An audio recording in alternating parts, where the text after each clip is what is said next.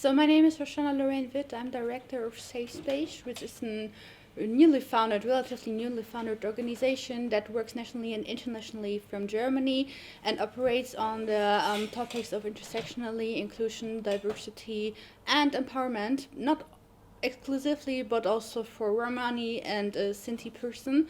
I'm a Gatchkinit Sintica. I was born and grew up in Minden, which is in the state of North Rhine-Westphalia in Germany.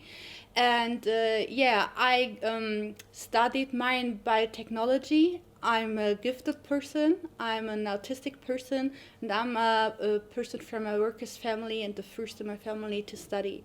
How did I become who I am? Like, I have been working for the Central Council of German and Sinti and Roma at one point as the head of the education office, where my main responsibilities, besides research on culture and the support of education, was to prevent radicalization, particularly in digital spaces, and support digital literacy. And right now I'm the head of the organization that I founded, with a particular focus also on radicalization and extremism, but not exclusively to that, but also, for example, to work on AI and all of that stuff. And yeah, I became that because I was curious and I was a little bit privileged compared to other Romani people. Like, because I'm a German citizen and I'm a German native, I had a lot of accesses, for example, access to healthcare, access to housing, access to education that others don't. They still don't. Not only didn't they have it, but they still don't have it in Germany. For example, Romani people that migrate from Eastern Europe are regularly deported, still deported. They are still deprived of all these access that I had. And not only me, but a lot of other organizations, I think around about 70 or more self-organizations in Germany, are working to change these facts currently. And there's a lot of inspiring people among all the groups. Like, I introduced myself as a Sinti person, and I find it is very, very important to show that there's a lot of diversity among the groups for which the umbrella term of Sinti and Roma was created. Like, it's not only Sinti and Roma. There is Kali, there's Manouche, there's Ashkali, there is Romani Chal, there is Beash, there is Gatchkinit Sinti, but also among Gatchkinit Sinti, there's a lot of diversity, and I cannot even speak for all of them. I can only speak for myself as an individual and for the things that I have experienced. I'm a descendant of a Holocaust survivor. Like, my family survived the Holocaust because we have been so long. Actually, Sinti people and also Roman people in Germany have been here for over 700 years, documented for over 600 years in written reports. And the oldest grave of my family in the city that I was born is about 300 years old. So for 300 years we have been in the same place in Germany where I was born, where my ancestors were born, my mother, my grandmother, and we survived basically because there was not that much of people who were deported to Auschwitz.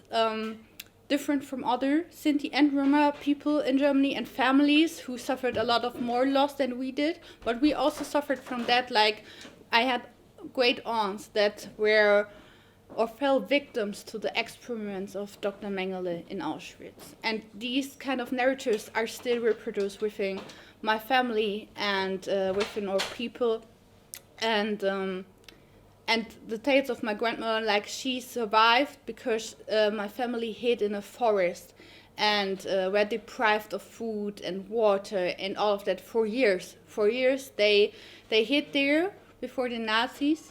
And while this all sounds very sad and is of course very traumatizing, even now the second generation after the one that survived, it gave me a lot of strength and hope to see that even in the country that tried to completely erase us, not only in Germany but globally, that had its arms of destruction out there in other places in Europe, they did not succeed to do so, even with the highest degree of engineering expertise to murder us.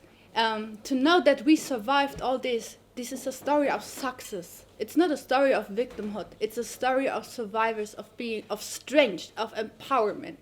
I am the product of people, of strong and proud people that survived.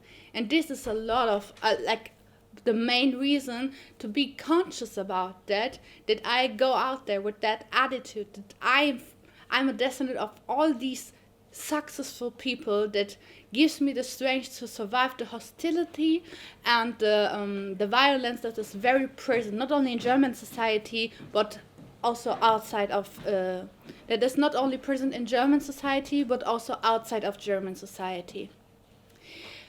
Also, what added a lot of that to my way, to my journey to become who I am today, is that I experienced a lot of support within my family. Was always very clear, I will not be the one who will not complete school, who will not complete and succeed in whatever I do. Whatever I want to become, I can become. This was the main message that my grandfather and my grandmother gave to me. Whatever you want to be, you can be, and there is nothing that can stop you from becoming who you want to be.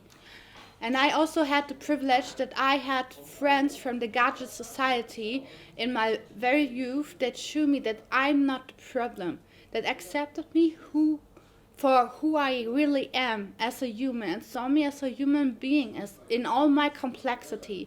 And in this complexity, to be accepted, to be seen as a human, and to not be treated as a problem, but to change the way of perspective, to reflect on the way of perception of Romani people. This is a lot of things that empowered me to be who I am and to be out here today and to tell others that you should not give up. There's a lot of things that we don't talk about so often when talking about the realities of Romani people. Particularly, we are talking about racism a lot, but Romani people are, or the realities of Romani people are shaped by intersectional forms of violence. And they do not only experience exclusion and discrimination in their identity as being Roma or Sinti people, but particularly through classism, sexism, xenophobia, homophobia, all of that. LGBTIQ Romani people are not visible. Disabled Romani people are not visible. However, they are facing multiple struggles. And classism is like one of the biggest struggles that Romani people face. And particularly there where people try to assist and aid Romani people, they often forget about the classist perspective in which they are providing that kind of help. And they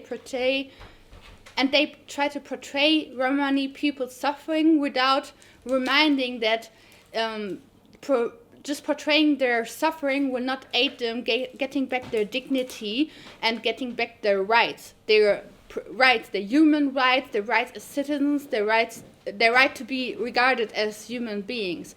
And we have to be aware of that very much. And we have to be aware that Romani people being discriminated for being sometimes not even workers' class, but living in precarious conditions that are shaped by poverty, by extreme poverty, means that we have to fight back by redistribution of resources and not just documenting the suffering of people for free. We have to, when we take a look at the situation of Roma and Sinti people in Europe, in Germany, wherever they are, we have to critically assess the situation and to self-critically assess our own gaze and to really think about what do these people need and how do we give them what they need.